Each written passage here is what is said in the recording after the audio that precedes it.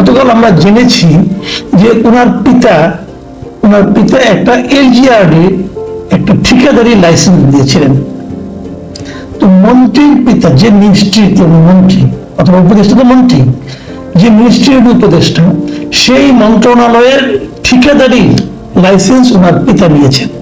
এবং এটা একটা ভয়ঙ্কর ব্যাপার কিন্তু, কারণ উনি যখনই যেখানে ঠিকাদারি পাওয়ার জন্য, কাজ পাওয়ার জন্য যখন অ্যাপ্লাই করবেন, ওনারটা যোগ্য কি অযোগ্য, ওনাকে কাজ দেওয়া ঠিক কি বেঠিক, তার চেয়ে বড় কথা যখন নাকি সেই ইঞ্জিনিয়ার এবং অন্যান্য যারা থাকবেন তারা যখন দেখবেন যে তাদের মন্ত্রণালয়ের সর্বোচ্চ ব্যক্তির পিতা তিনি, তখন তারটা কিন্তু বাতিল করাটা কঠিন হয়ে যাবে। বাংলাদেশের যে রাজনৈতিক কালচার, বাংলাদেশের যে প্রশাসনিক সংস্কৃতি না, রীতিমতো অসম্ভব হয়ে যাবে। যে কাজ উনি চাইবেন সেই কাজ উনি পাবেন। তো এই যে একটা ভয়ঙ্কর বিষয়, গতকালকে আমি পেয়েছিলাম আমার কাছে ওই ওনার যে লাইসেন্সের যে কপিটা এসেছিল, ওটা আমার কাছে না অবাস্তব লেগেছিল। আমার কাছে মনে হয়েছিল এও কি সম্ভব। তো এটা আজকে আমি গতকালকে বলেছিলাম আরেকটু রিচেক করার জন্য আমি একটু চেষ্টা করছিলাম।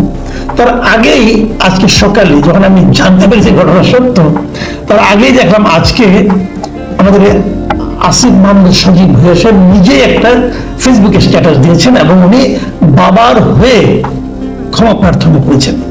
এবং উনি কি লিখেছেন সেটা আমি একটু পড়ে শোনাতে চাই, পুরোটাই পড়ে শোনাতে চাই। এই কারণে চাই যে আমি ওনার বক্তব্যটা, মানে উনি ক্ষমা চাওয়ার পরে উনি কি বললেন, এবং এইখান থেকেই আমি ওনার মানসিকতা, এই সরকারের মানসিকতা, এই সরকারের কর্মকাণ্ড সম্পর্কে একটা ধারণা পাওয়ার চেষ্টা করছি।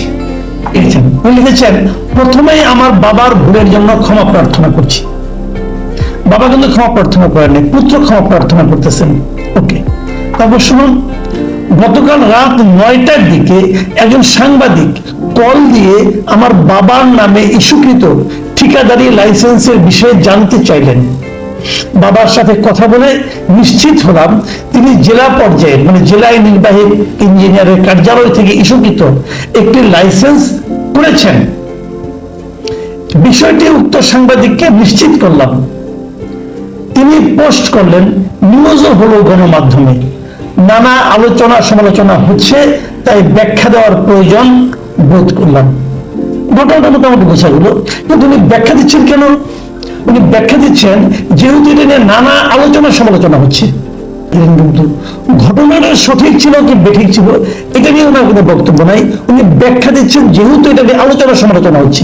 যদি আলোচনা সমালোচনা না হতো তাহলে উনি ব্যাখ্যা দিতেন না। উনি কি অ্যাকশন নিয়েছেন দেখুন। যার কাছ থেকে লাইসেন্সটি পেয়েছেন, যে প্রকৌশলী কাছ থেকে পেয়েছেন, সেই নির্বাহী ইঞ্জিনিয়ার যিনি আছেন, উনি কি জানতেন না এই লোকের পুত্র ওনাদের মন্ত্রী? ওনার কিন্তু উচিত ছিল তখনই তার মন্ত্রীকে ইনফর্ম করা। আমার ধারণা করেছেন, পুত্র বলেছেন দিয়ে দেন, বাবা চাইছে নিশ্চয়ই কোনো ধান দেওয়া ছিল। অথবা নাও কেন ইনফর্ম করলো না? অনেকে, সবাই তো আর মন্ত্রীর মতো অত প্রাজ্ঞ নন, অত জ্ঞানী নন। অনেকে অনেকভাবে লোভের কারণে প্রভাবিত হতে পারেন। ওনার তো খালি পিতাই না, ওনার আরো অনেকে আত্মীয় স্বজন আছে, তো তারাও তো আসতে পারে। তাদের সবগুলি কি ওরা দিয়ে দেন? এটা কিন্তু বড় পয়েন্ট, উচিত ছিল যে তাকে ইনফর্ম করা। এবং আমি যতটুকু জানি